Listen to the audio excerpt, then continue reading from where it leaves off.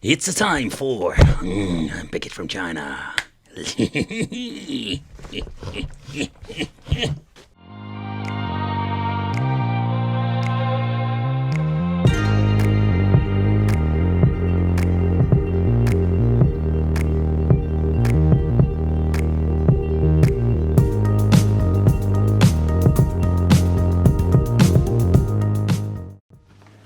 Hey guys, welcome back to the channel. It's awesome that you're tuning in. So with this video we are going to review the PlayStation 5 Mini Classic from AliExpress.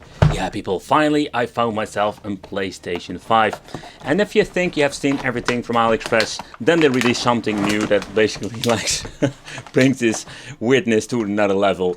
So in this video we are going to take a close look and unboxing the PlayStation 5 from AliExpress. In the previous videos we talked about the Xbox One Classic Mini and the PlayStation 4 Mini and also PlayStation 3 Mini, but now they made the PlayStation 5 edition and I must say they were very fast for doing this. But what are we actually going to get? First of all, we're going to get the stand itself. We're going to get ourselves two what seems to be wireless controllers, that's kind of fancy. Then inside we're going to get ourselves the power supply, that's basically a 5V, a European plug. And of course we're going to get our old school AV out. Yep, they are still doing it. And then we're having here the system itself. And the system itself, I must hand it to them, like they did quite a good job giving this thing like a PlayStation 5 look. It has nothing, like it has nothing to do with PlayStation 5 in general. It's like just a piece of plastic with some games built in. Then we're going to get ourselves the 8-bit P5. That's how they call this thing. A basic piece of toilet paper manual that says, or a piece of toilet paper that says what you can do with it. Yeah, so okay, so let's do a quick overview of the system itself. And when you're looking at the form factor, I think they did an amazing job. This thing looks pretty damn awesome. And yeah, it's like completely ridiculous that they did something like this. At the front we're going to get port 1 and 2, but mine seems to be wireless. So we're also having one with wired controllers and wireless version, kind of weird. Reset power. At the bottom we're going to get 2 pins, and the pins are needed for the stand. I think it needs to be on this way. I need to force it on. Okay, so in the back we're going to get the AV out, there will no HDMI, and then we're going to input micro USB 5V. So that's it, that's the only thing that we're going to get with this device. So let's take a close look at the controls itself, because I'm curious about these things. But the controllers itself, there is no switch for player 1 or player 2, so to be honest I don't know exactly which player is what controller. At the back we're going to get 2 AAA batteries that we're going to need inside this bloody freaking controller. The D-pad, oh boy, this thing is like super sturdy. Select start out of rubbery buttons, and of course what we hear like the A, B, X, Y, but basically what we're going to get is A, B, X, Y, and the X, Y are basically turbo buttons, no shoulder buttons, because it's going to be 8-bit all over again. Yep, they are creating so many of these freaking systems. But I must hand it to them, it looks really cool. So let's connect this to an LCD television, and later on we will try it on the CRT, because we're going to do this new generation PlayStation 5 Mini on a CRT. Alright, so let's take a close look at how to connect it. So it's going to be the old school way, and oh man, this cable is so flimsy. Look at this, like there is almost nothing that holds the freaking cable on the SCART converter. So let's plug it into SCART. Right, let's plug this thing into the back of the system. Power, and let's go. Okay, so the system is booting up. I must say that the image that comes from the AV out cable is not really bad, to be honest. So when you're booting it up, you're going to get yourself the menu that says Act Game, Fighter Game, AVG Game, STG Game. So what the hell's going on? Like, why are all these things like having a weird names? But yeah, so let's take a close look at the menu first. So another thing I really like are the wireless controllers, because they work very well. So let's see what we're going to get here, because we have an option menu over there. So there is a weird icon at the bottom, no idea what it is. So the first list will be adventure games or something like that. Let's press the start button. And here we're going to get the basic stuff that we have seen before with mini classics from our friends from China, of course. So this is what you're going to get, my friends. Like a lot of homebrew stuff, a lot of double stuff. What I've seen before. Okay, next up, the list of the fighting games. And let's see what we're going to get. UU2. And then we're going to get some familiar titles. Not going to show the full list. There are a lot of homebrew games like Mortal Kombat 3, Mortal Kombat 4, Mortal Kombat 7, what? But it does show a similar picture from the other one, like Spankman, have nothing to do with fighting. So you know, like the list itself is like a freaking gigantic mess. AVG games. So I have this feeling that I'm going to see double games, for example here, like Street Fighter, or another Street Fighter version. But it's like a freaking mess. Let's take a close look at the STG game. But here you can see like we're going to get a lot of crap on this. A lot of double games. A lot of naughty games, I love to call it. Okay, so let's go to the SPG. Then we're going to get the sport games.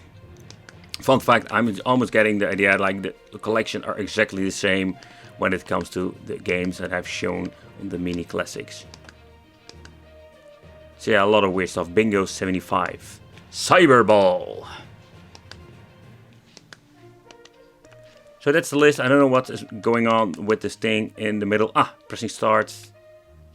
Pressing select and start. That is what we're going to get. So we basically here we can change the language itself.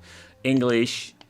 And then we have Espanol. Okay, quite interesting. But that's the only option you're going to have when it comes to the menu itself. Wow, the audio is already messed up. So this seems to be Mortal Kombat 3 for the NES.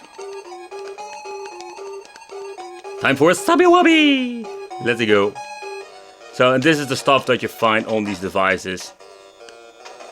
Okay, I must say that the D-pad feels quite sturdy, but I'm surprised how responsive it is. But the sound effects seems to be all here. But when you're pressing select and start at the same time and hold it for a couple of seconds, it goes... What the hell did he just said? Like, what the hell is going on with this? But it goes back to the menu like that. Like, weird games that we're going to find, like Bandits. Like, look at this. You know that is freaking Donkey Kong. And I'm not Mario, but I'm just like this cannon that shoots stuff.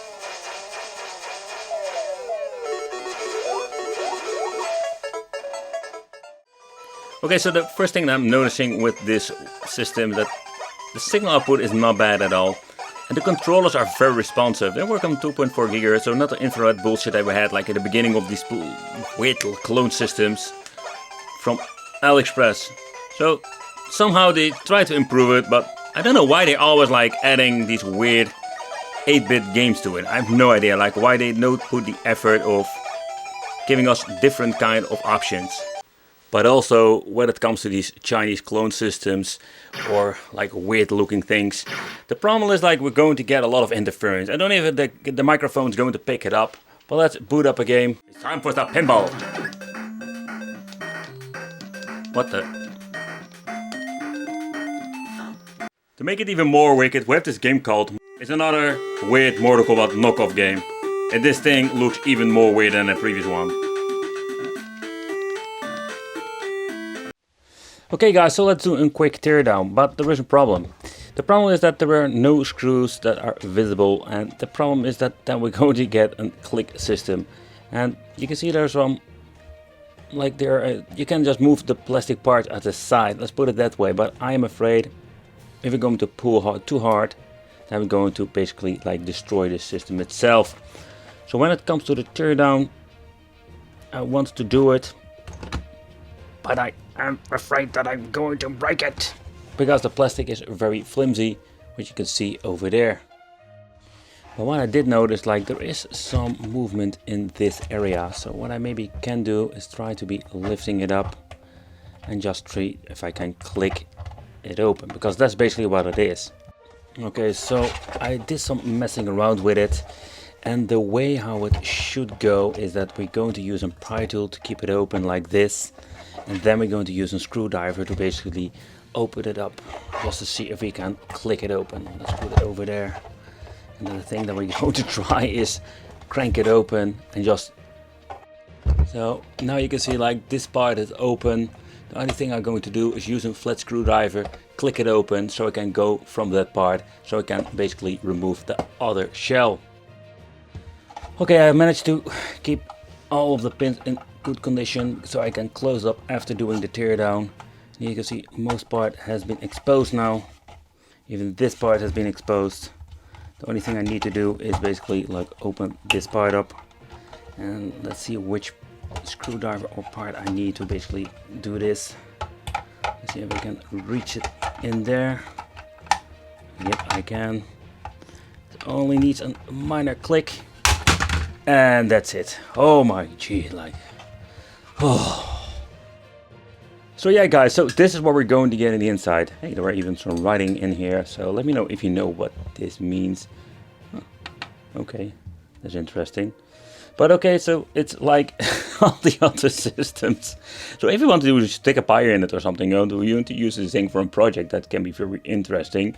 So the only thing that we're going to get is this front PCB. That's it, like that contains the 2 ports and the 2 micro switches for on and off and reset. And I can say that the weird thing is that when you're looking at the date when it was produced, it says here 2018. So then you can see it over there, but it's a kind of interesting thing that this PCB is like reused many times now. So let's take a close look at the PCB itself. So it's going to be like the NES on a chip story all over again, of course. So this PCB, I'm guessing it's specially made for this piece of hardware, but here we're going to get the chip. The big blob, nothing really, everything has been sanded off, so you cannot find any information whatsoever. Okay, so let's remove the 2 other screws, and this is put together very cheaply with the old school ribbon cables, but yeah, what can you expect for the money, because you're not paying a lot of money for this. Okay, so let's lift it up, and here you can see like this PCB is made in 2021, so this thing is like actually brand new.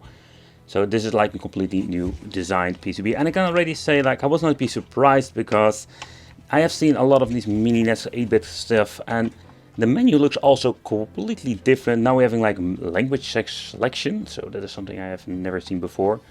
So it's quite an interesting concept, but let's put this thing together. And let's go. I'm going to stop recording now. Oh man, it's so funny to see what's inside, or better said, what there's not inside. Let's see how I need to put it back in. So it was this method. Okay, here it goes. Okay, so let's click, click. But the difference between the 2 plastic, like this is really hard plastic, and this is like that really flimsy plastic, that very thin. But yeah, it has been clicked together. So this is what we're going to get in the inside. Okay, so this thing is pretty damn wicked. And I would say, like, I have no idea why you should make something like this. And when you make it, make something special out of it. But nope, they did it again. They made an 8-bit system, like always. But saying this thing is a mini classic PlayStation 5, I must say that this thing is more like a gimmick that you can put on yourself with all the other mini weird ones. But this thing looks pretty damn awesome. I must say they did an amazing job when it comes to the shell. It looks really cool. And that is, I must give them some extra credit for that. But when it comes to the controllers, I was really surprised, because these things are playing very well. The D-pad is a little bit too sturdy for my taste, but in overall, when you're looking at the connectivity, the way how the D-pad plays, yeah, it's not bad at all. Yeah, if they get broken, you have just a problem. You can always use, of course, the original port at the front, but I find it fascinating to see what they can make for the money. So in the end, it's one new 8-bit system for the family. The signal output itself is not bad. It's filled with weird homebrew games, 8-bit. Yeah, let me know in the comments what you think of this. I want to thank you for watching. Consider subscribing, hit that little bell, become one of the Wicked family, and I will see you in the next video.